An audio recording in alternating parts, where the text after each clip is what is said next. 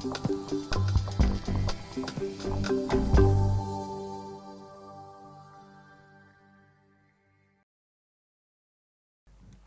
good afternoon, everybody. Welcome to this workshop on mindfulness in the workplace. My name is Wibo Kolen. I'm the director of the Center for Mindfulness here in Amsterdam, and very happy to let you know that, well, we are the largest provider of in-company mindfulness training programs in the Netherlands, but also we do a lot of more than that. We also do teacher training programs, we do mindfulness in schools and other areas, but mindfulness in organizations and leadership is one of our main areas. I'm going to talk to you today about how can mindfulness keep you and your organization healthy, productive, and creative. Mindfulness might be, well, a bit well known. Whoever of you did ever a mindfulness course? A few of you already? Oh, there's a lot to be done. That's good. Mindfulness is something that is everywhere. It's in the media, but it's also in big organizations. This is a picture of the World Economic Forum, and at the World Economic Forum in Davos, the big gathering of CEOs every year in the beginning of January. It's already a topic for 6-7 years, a highly debated and experienced topic. And here in front, for these CEOs, you see the founder of the modern-day Western type of mindfulness, John Kabat-Zinn. He laid the foundation for what we call mindfulness in current society and in company programs about 40 years ago. What I'm going to do today is talk a little bit about the science behind mindfulness. I will try to let you experience this a bit. We will talk about the business case for mindfulness, and we'll talk about a little bit about the best practices we encountered working with our clients. So to give you an impression of what it is in the practice and how you could use it inside your organization. So first, let's go to the science. One remark on the side: if you have any questions in between, put up your hand and we can have a bit more interactive dialogue than only me presenting it or only asking questions at the end of it. What you see here at the slide is that research into mindfulness has grown enormously over the last 20, 30 years. And it's now a broadly researched area, not only in cognitive psychology, but in many areas. So the research has broadened also into organizational psychology. And we'll give you a few examples of what we know from that area also. Into management studies, into neuroscience, and into areas as medicine and contemplative studies. So there is a broad base developing of what we know about mindfulness, the effects of mindfulness training, and how it can be applied in organizations.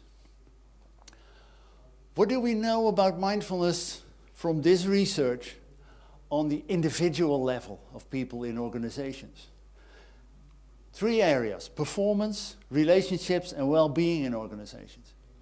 At the performance levels, what has really been shown is that middle management in organizations that have done a mindfulness course get higher ratings by their supervisors, or by their higher management. Interesting, isn't it?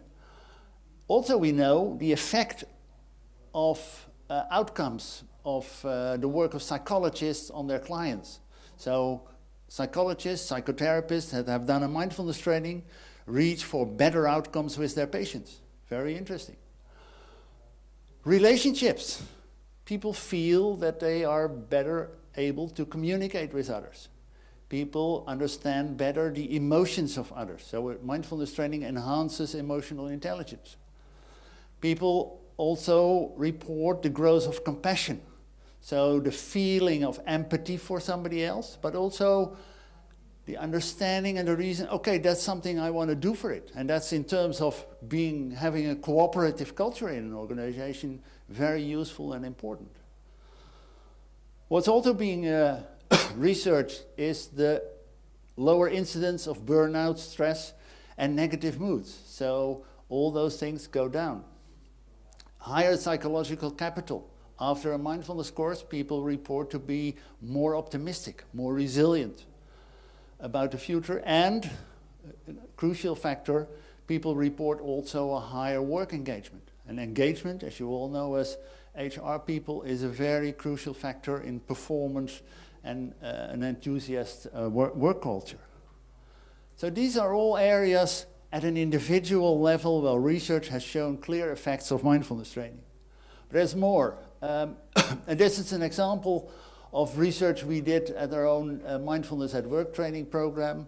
What you see here is two diagrams. One, you see the mindfulness in the left diagram go up, and in the right diagram you see the perceived stress people go down. So this program again significantly shows the changes in within people after an 8-week mindfulness training program. Also, on the lower side of the slide, positive emotions go up, negative emotions go down when people are doing tasks. So people are happier at doing their work. And another important one, what we also see in this research is that the motivation of people to do their job shifts from extrinsic, your boss saying you have to do this, to intrinsic, you really yourself want to do it, which is a very interesting and important factor also in engagement and performance and feeling of purpose in an organization. There's also quite a bit of evidence on a team level, on an organizational culture level. We did very interesting research at Agile teams. I'll talk a little bit about that in a minute or so. The quality of startup meeting of Agile teams goes up. Also, recently a PhD was written about mindfulness in teams that have to do a lot of innovative work. Innovation is of a better quality in those teams. Relationships at work improve. Listening skills enhance. People feel that they are being seen and listened to by colleagues much better. But dialogue is much more focused on what is happening, what is the situation, what can we learn from it, what can we do. People are able better to see more than only one perspective. So it's not a tunnel vision, but it's a broad perspective that people learn from a mindfulness training. Well-being area, teams report more positive emotional cultures. So the celebrating of things become easier, but also valuing each other's work becomes more important, and which is a very important thing. This is the research we did recently in quite a group of Agile teams. We measured 70 startup meetings, and we had them do different things at the beginning of those startup meetings in the morning. So one group was done as usual, the non-intervention group. There we showed no effect. There was another group of interventions that listened at the beginning of a startup meeting to a few minutes of nice music. There was a small effect in terms of the meeting. But then they did also, another group, the third group, did a short mindfulness practice. What we saw there is a significant effect on how the meeting went and what people reported after the meeting. Both reported were a bigger effectiveness of the team meeting, a better and improved team decision making, and improved listening during the meeting. So people, when they did a short mindfulness exercise at the team startup meeting, people were much more focused. They were really there with their attention. And that helped to create a better meeting, which is interesting because only a very short, a few minutes long mindfulness exercise can have this significant effect. And so it's not, mindfulness is not only about 8 weeks or 10 weeks or lifelong meditation, but it's also about short, practical interventions in the organizational culture. That's what this research makes this research so interesting. Okay, mindfulness, what is it? And I saw a few hands up from people that already experience it a bit. So before I explain what mindfulness training is, I would like to guide you to a short mindfulness exercise. Are you okay with that? Yeah? All right. Just sit upright on your chair. Just relax a bit. If you like, you can close your eyes. If you don't like to do that, please let them softly focused be on the floor before you. And just feel how you are sitting here on this chair now at this moment. You might notice the sound from the room next to us. But you can let it go. You don't have to pay attention to it. Just feel how you're sitting, your feet on the floor, your back against the chair. Just sitting. Your hands can be in your lap or on your legs. And maybe you can notice what physical sensations you feel in your body. Maybe you feel some pressure in some areas, or you feel some itching or tingling of muscles, certain stiffness in the muscles, whatever there is. No need to search for anything specific, but just noticing what is there, the experience of this moment.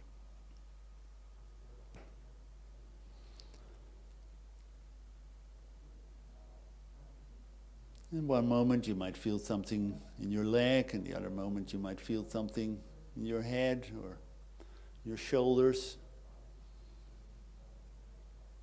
And by the way, now we're at your shoulders.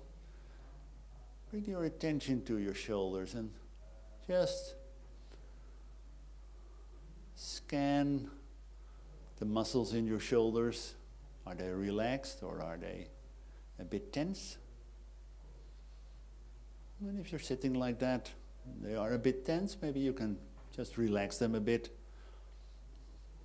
Just let go of that tension.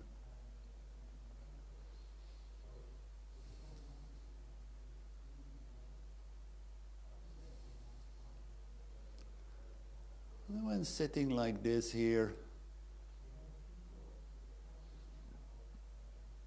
you could just bring your attention to your breathing. You could feel how the flow of the air enters your body through the nose or the mouth and flows into your lungs, filling them with fresh air. Maybe also your belly grows a little bit. And then the air flows back again. Out.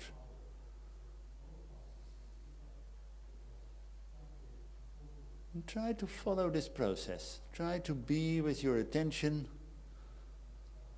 with this process of breathing. Just breathing in and breathing out.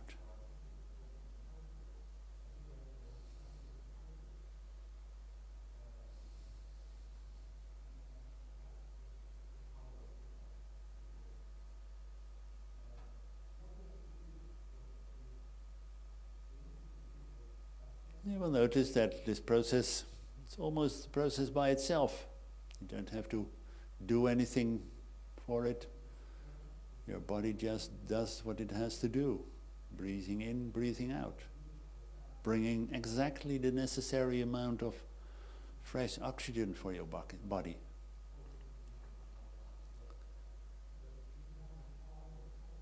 But sometimes your mind might say, oh, I want to breathe something quicker or slower, or the breathing is quite high in the chest. Maybe I can bring it a bit to my belly. But that's not necessary. You just can let it go as it goes. Just try to follow the breathing in and breathing out.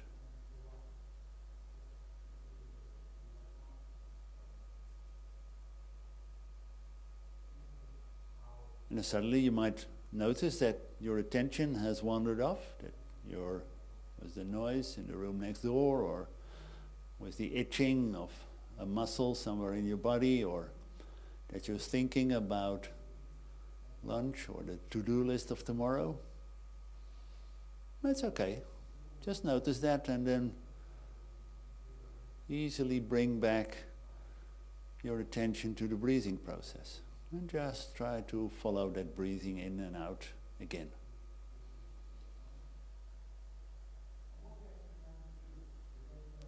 So if your mind wanders, just notice it. No harm done. You didn't do anything wrong. It's just how the mind works. It's a bit of a monkey mind. Jumping from this to that. But the important thing is that you notice it, and at that moment you're already there again. You can bring your attention back to the place where you want to have it on the breathing process.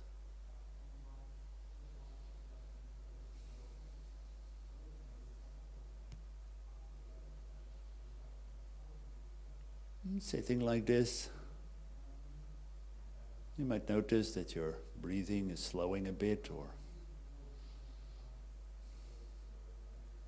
easing, or maybe not, and that's fine too. There's no good or bad in these things, it's just about the noticing.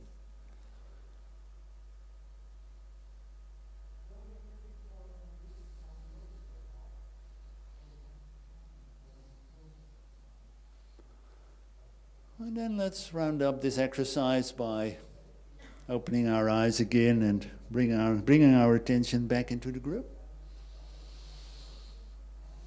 Maybe giving your body a little bit of moving.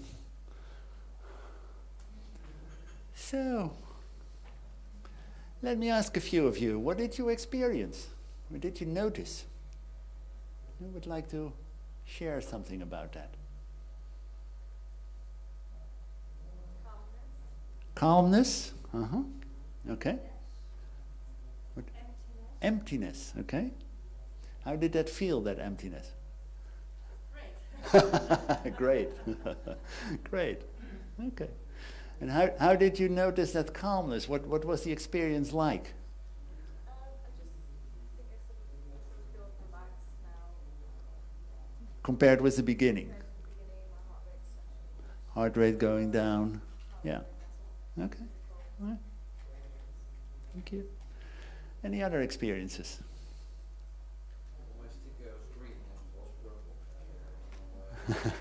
Well, that's the magical effect, of course, but I didn't. I cannot promise you got that from me. Great. Anything else? Did you notice the mind wandering? Yeah, I see a lot of nodding, isn't that? Well, that's one of the things that, of course, often happens in our daily life. And that's something that, well, yeah, is part of our mind-body system. The interesting thing is through mindfulness training, you can learn to notice that it's happened easier, more often, and with a kind of curiosity, but also develop the ability to know where your attention is and to bring it to the place where you want to have it. And that's, of course, a useful thing in, well, being focused at work or knowing what you are doing. Or one of the great advantages of mindfulness training, to know earlier what is your mind and body telling you about what you are doing and if you are doing the right things or should do different things, which relate to health and performance, etc., which I will talk about in the next few slides. So,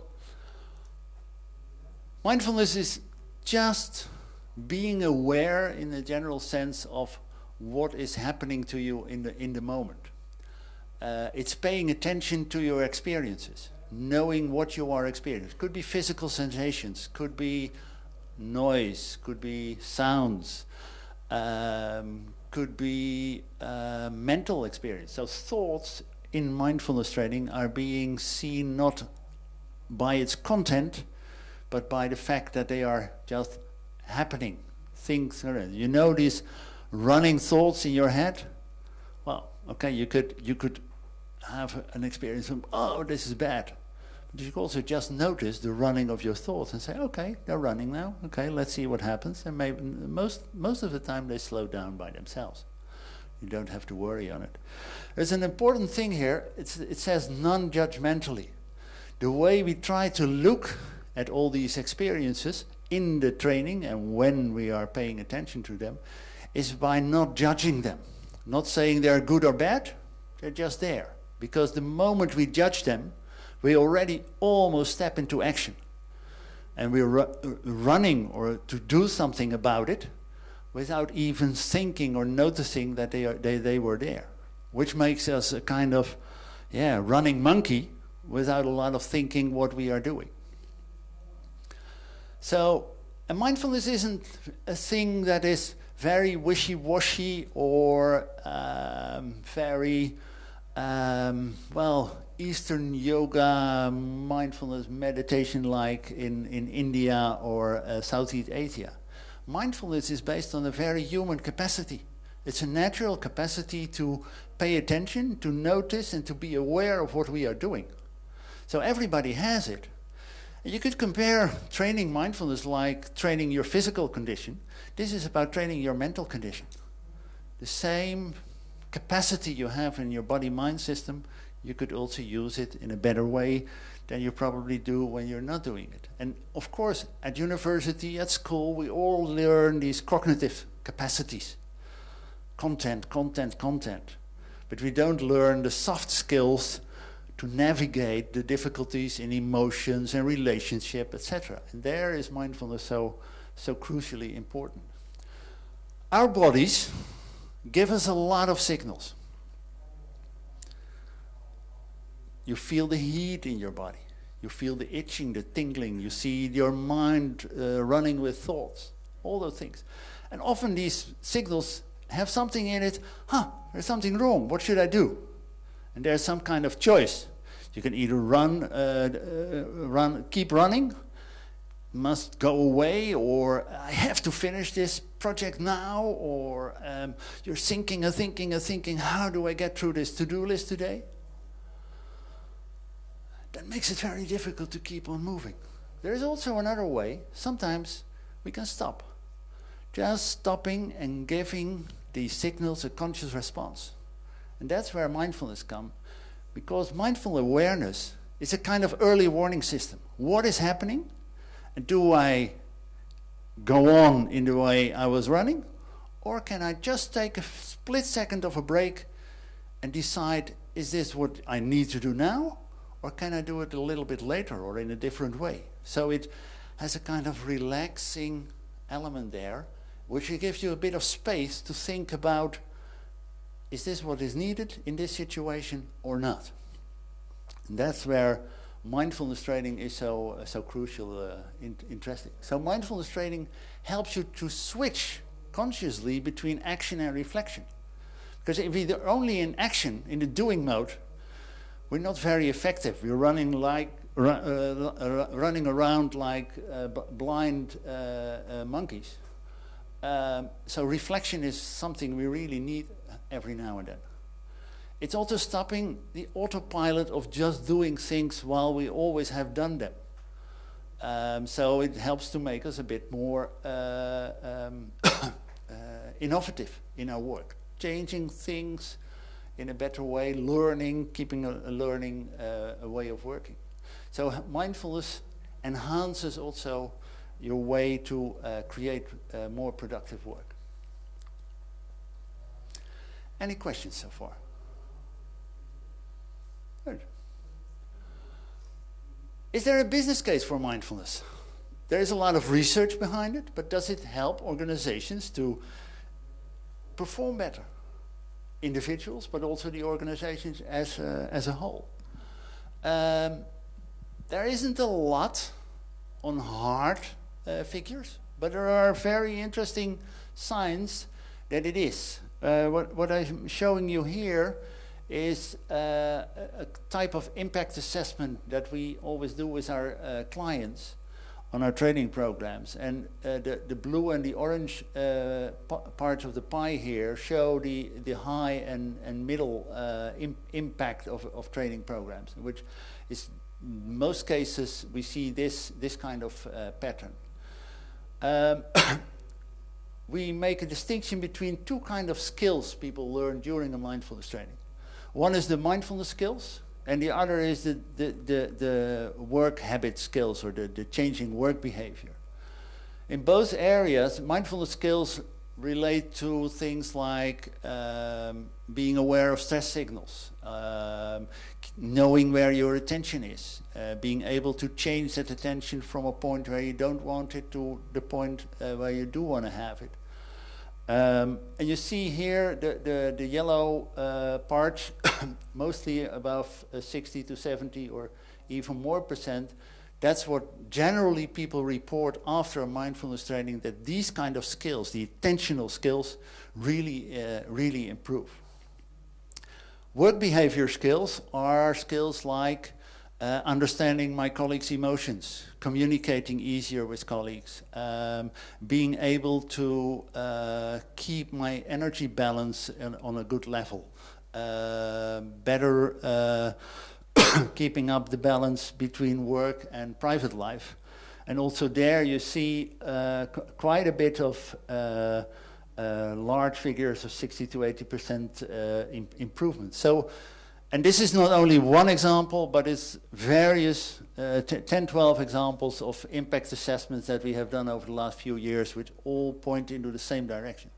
You often see differences between different organizations. We recently did an impact assessment in a healthcare organization, which are known for people's difficulty to take care of themselves, people that work there. It's very often people really care for others, but forget to care for themselves.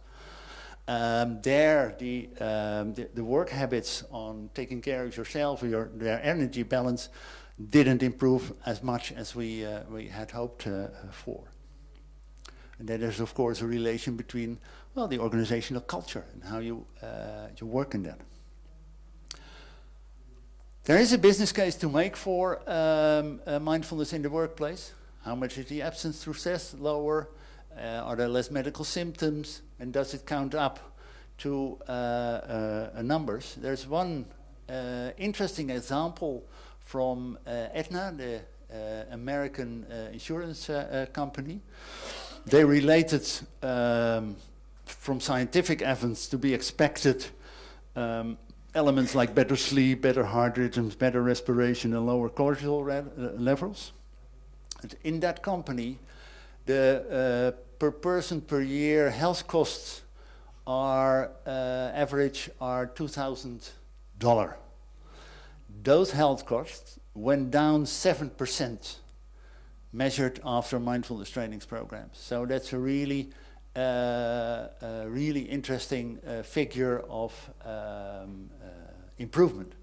And also people reported that they were a lot more productive. They had the feeling, I'm really more productive at work when I have done this mindfulness training. So the possibility, the training of, we call it sometimes the mental muscle of attention, really helps people to be more focused at work and to keep their attention at the job they are doing.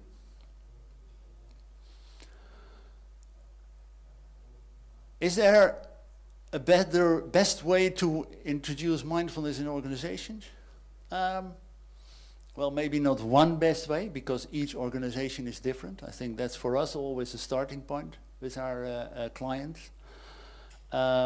These are a few examples.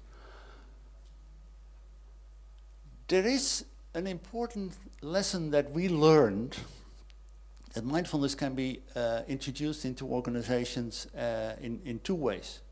The one way is as a healthcare solution, a vitality solution. The other way is as a learning solution, so for people to really develop skills that help them to perform better. And from both sides, you could introduce mindfulness in organizations. So what we always do, and that's, I think, all good companies, of course, start there. You start with a needs analysis. What kind of organization are we like? How does the smell of the place? What are the strategy and the organizational goals of the organization? What do they really want to go for? And sometimes we get asked, well, we are going to have a reorganization in 2 months. Can you do a stress resilience mindfulness training program just to help people through that? I think we have done it once or twice, but most of the time it's just bad money thrown away because it has no, well, mindfulness is something that has a real long-term effect. But on such short notice, it doesn't really work and it doesn't help people a lot. So we really try together with the organization, try in advance to map the impact. So where does this organization, where do the people working in this organization need to improve these mindfulness and work skills? And then we design an intervention. We design an intervention that is partly based with a few principles. I will go into that. But we also look at the embedding of it in the corporate culture. We execute the program we decided upon, and we do an evaluation, an impact survey, interviews, or we write a report about it. Really an assessment of have we reached the goals we want for. I'm stressing this because what I see in the market is a lot of mindfulness training being offered by mindfulness trainers, but also being asked for by companies as a kind of present to employees. Oh, we will have a nice afternoon of mindfulness training, or it's being done in the same way sometimes as a yoga class or as a massage session. Mindfulness training is really something different. It's really about training and retraining the skills people have in organization. And it's far more professional in that respect than comparable programs. We have a few design principles, and I won't go very deeply into them, but just mention them. One of our key principles is that we work with the job demands and resources model, try to improve the engagement of people in the organization. I think this is a real key insight that helps to see where mindfulness and job crafting, and Professor Ackermans this morning also talked about that, mindfulness and job crafting are really two sides of the coin often. We also try to look into the organizational culture. Can we, through a mindfulness intervention, change from a cutthroat, pass the buck culture, where people really only care for themselves, try to create a culture where we go for high aspirations and a strong performance, and taking common responsibilities for the tasks that have to be done, and create a we communication culture. It's a very important principle, we think. We also keep a real clear eye on what is mindfulness. There's a lot of mindfulness on the market that is just not mindfulness, but just, well, a whiffy-waffy way of telling, well, it's nice to sit down and relax a bit. It's not mindfulness. Mindfulness training programs that are evidence-based really have a 6-week training program as its basis, with teachers that adhere to real good practice guidelines. And it's always tailored to organizational needs if it has to be effective within a certain company. And that means that it can be focusing on health aspects, it can be focusing on communication aspects within the organization, or on the functioning of teams. But it's crucially important. And we also always have a keen eye on embedding mindfulness in the organization. A mindfulness program that's being introduced without any management support is designed to fail. People won't feel, after having been done the course, that they can go on with it. If your manager says to you, "Wow, oh, you're the one who has done a mindfulness course, haha, well, and you're still not attentive." Well, we have seen that in practice. It's incredible, but that's so crucial. Also in teams, we really have to work about those things. So these are quite a few elements. We have several programs, good design programs that we use often in these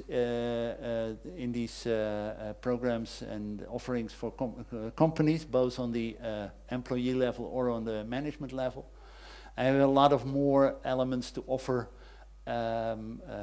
tailor-made for different companies. The question is, of course, and the choice is yours. If you want to create a next level organization where millennials really feel at home, with high engagement, where the organization works very agile, that is purpose driven, where you have a really healthy and high performing culture, well, then I think mindfulness should be one of the elements you consider. But it's up to you. Thank you so much.